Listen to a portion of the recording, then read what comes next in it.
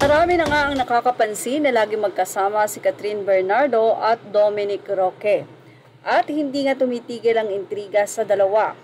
Bakit nga daw ba lagi magkasama si Dom? At hindi lang yan, sabi nga sa ibang balita at sa social media kung saan ay ibinahagi nga mga video na magkasama si Dominic Roque at Catherine ay twinning pa nga daw ito nang magpunta sa isang clinic.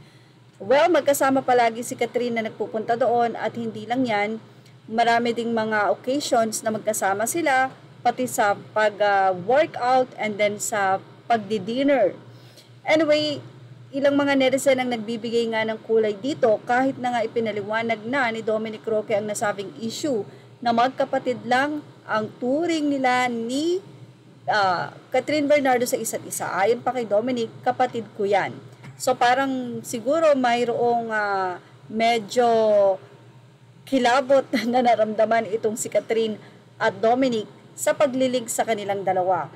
Noon pa man ay madalas nang suportahan ni Dominic Roque si Catherine kahit na may issue sila ni Daniel ay laging nandyan si Dominic para suportahan ang kanyang bro na si Catherine Bernardo.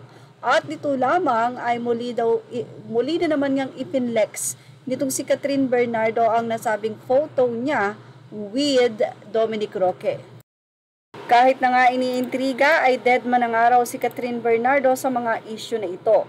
Muli ngang ipinlex si Catherine Bernardo sa kanyang Instagram ang picture nila ni Dominic Roque. Syempre hindi lang naman sila ni Dominic ang nandun dahil ito ay group picture at pinost nga ito ni Catherine. At marami pa rin ang nagtaas daw ng kilay dahil pilit na iniintriga ang madalas na pagsasama nga ng dalawa.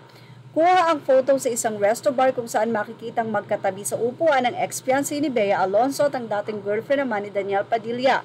Marami namang kasama ang dalawa sa nasabing after-work gimmick na yon. Nanggaling daw sa shoot ang aktres at ang glam team niya at sumunod lamang sa resto bar ang ilang mga kaibigan nila para mag-unwind.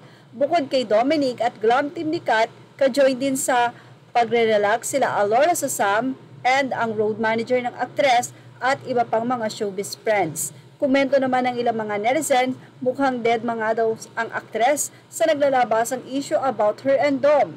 Para nga raw mas lalo nitong iniinis sa mga online bashers niya dahil imbes na iwasan ng aktor na nililig sa kanya ay lagi pa daw nitong nakakasama at spotted na lagi silang magkasama.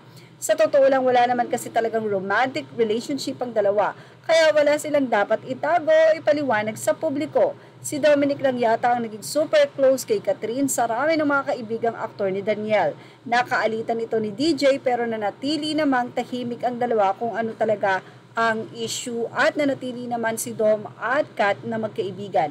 Samantala, dead marin ang Kat din, fan sa sunod-sunod na sighting sa dalawang magkaibigan. Kahit medyo nalulungkot sila dahil dumadalang na raw ang mga ayuda sa kanila ni Catherine at Alden Richards. Yung ibang fans parang nagsiselos pa dahil si Dom na nga raw ang laging kasama ng aktres.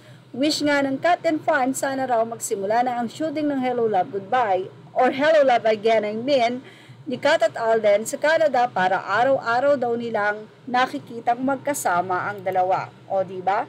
So yan po ang ating Showbiz Now update. Images are all credit to the rightful owners. Thank you for watching Showbiz Now.